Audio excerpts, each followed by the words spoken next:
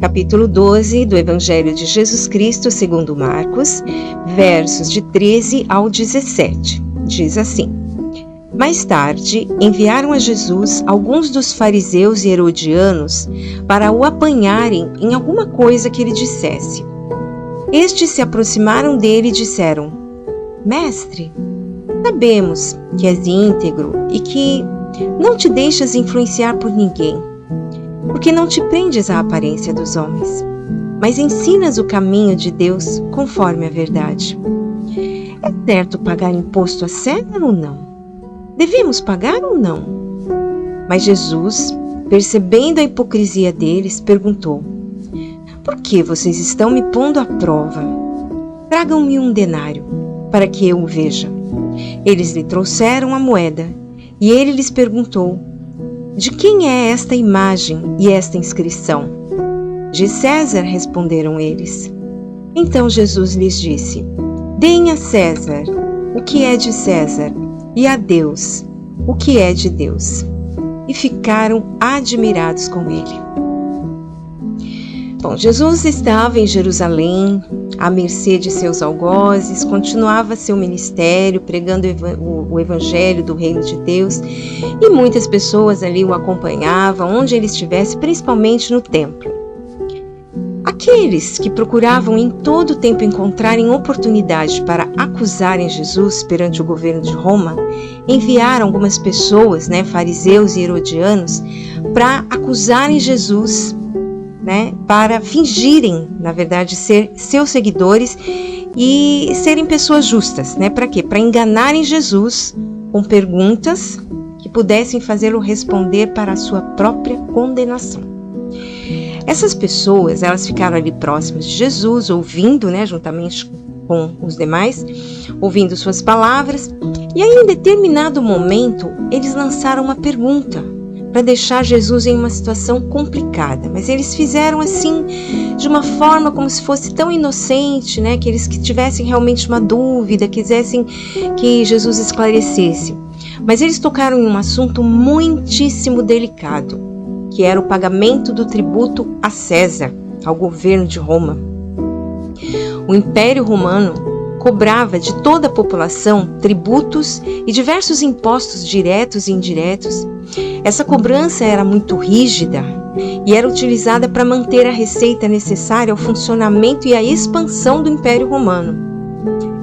E o povo se sentia assim tremendamente injustiçado, com cobranças abusivas, considerando ainda as desonestidades de certos cobradores, que trabalhavam ali para o sistema de coleta de tributos e impostos romanos, pessoas que inclusive eram dali mesmo, pessoas da Judeia.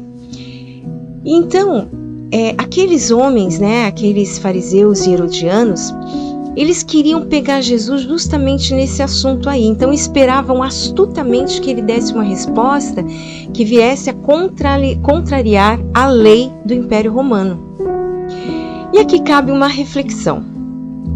As artimanhas engendradas pelos chefes dos sacerdotes e executadas por essas pessoas que foram enviadas a Jesus para enganá-lo são provas contundentes de que aqueles religiosos e aquelas pessoas estavam, na verdade, com seus corações completamente distantes de Deus. Eles viviam de aparência religiosa, porém seus corações estavam inundados pelo pecado. Eles, com certeza, e todos, na verdade, precisavam de Jesus cumprir sua missão para poderem ser perdoados e transformados mediante o seu arrependimento, claro. Mas estavam cegos espiritualmente para poderem enxergar essa realidade.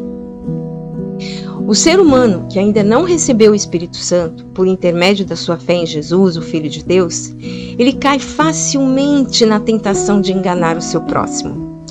Infelizmente, nós vemos isso acontecendo nos nossos dias de tamanha forma que é preciso, inclusive, uma gama de leis de proteção para não sermos enganados quando compramos algo, por exemplo.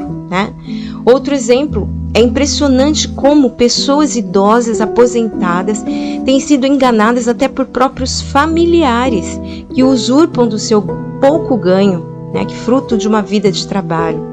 Então são tantos os contextos do engano, da mentira que pairam na humanidade.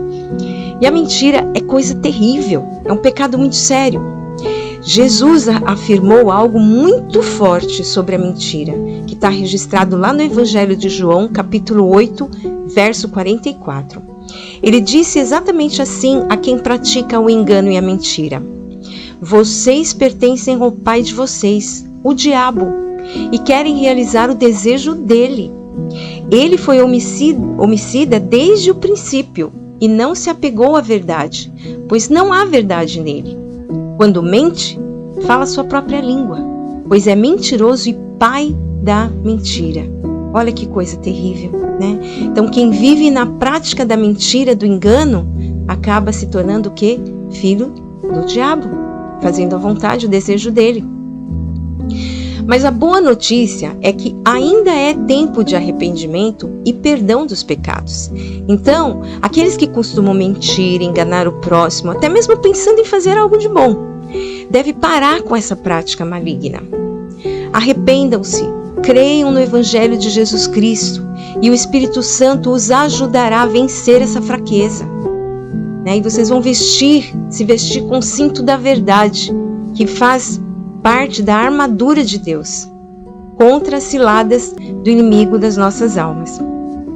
Mas voltando então ao episódio que estamos estudando, nós vimos que Jesus, que estava sempre cheio do Espírito Santo, compreendeu sabiamente a hipocrisia daquelas pessoas ali que estavam questionando ele sobre o tributo.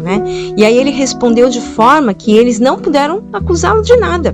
Muito pelo contrário, o texto diz que eles ficaram admirados com ele. Jesus usou inclusive uma demonstração, de forma bem pedagógica, como ele fazia normalmente. Aí ele disse assim, para que eles lhe mostrassem uma moeda, um denário, e perguntou a eles de quem era a imagem e a inscrição impressa naquela moeda. Obviamente eles responderam que era de César. E eu acho que até aí, ainda, eles tinham esperança de que Jesus iria falar alguma coisa que ia afrontar a César. Porém, o que ele disse? Então pronto, deem a César o que é de César e a Deus o que é de Deus. Falar o que depois dessa, E aqui ainda podemos fazer mais uma reflexão, no caso acerca de pagar impostos, tributos, taxas. Sem dúvida que o conceito da tributação é algo absolutamente lógico, é pertinente, que faz parte do sistema de organização de um governo, seja no nível de cidades, estados, federação, províncias, condados, seja qual for o sistema de governo de uma nação, a tributação ela é prevista e ela é necessária. Todos contribuem para o sustento de todos. Essa é a lógica. E o que é justo é que essa contribuição ela seja feita de forma equitativa, proporcional à riqueza de cada indivíduo, família ou empresa. Mas existem falhas que devem ser corrigidas.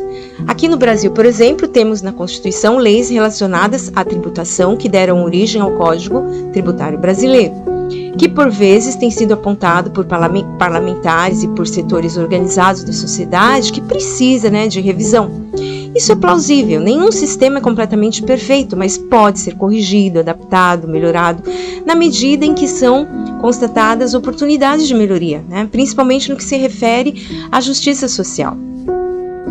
Mas qual a responsabilidade de cada um de nós nessas questões todas? Vamos então viajar aqui no tempo, até quando tudo começou, lá no princípio. Deus revelou através dos escritos registrados no livro de Gênesis que o mundo foi criado no princípio e tudo que nele há. E Deus viu que tudo era muito bom. E aí ele criou o ser humano, a sua imagem e semelhança, para cuidar desse mundo, criado e desfrutar dos seus benefícios, ser feliz nesse mundo.